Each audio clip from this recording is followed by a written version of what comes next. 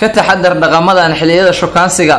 kow xilliyada shukaansiga iska ilaali dhaarta badan hana ku soo celcelin. labo ha ku badin ereyga aan ku jeclahay laakiin mararka qaar kadis uga dhig. saddex jacaylkaaga u muuji qadarin dheeraad ah qaladkiisa tusi kuna qasab raaligelinta.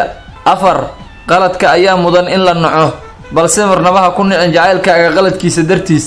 shan sheekadiina xuux iyo xaax kaliya ha ku soo koobina ogow sheekada lamaanaha intaas waa ay ka weyn tahay.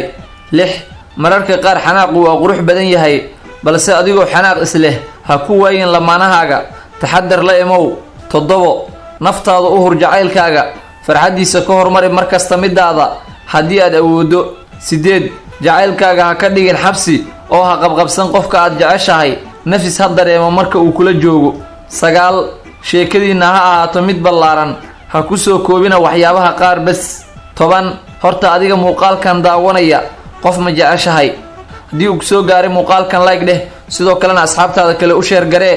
waxaan kaloo asxaabta idinka codsanaynaa inaad follow inaga soo dhahdaan Instagram-ka adigoo raacaya linkiga profile-ka. mahadsanid.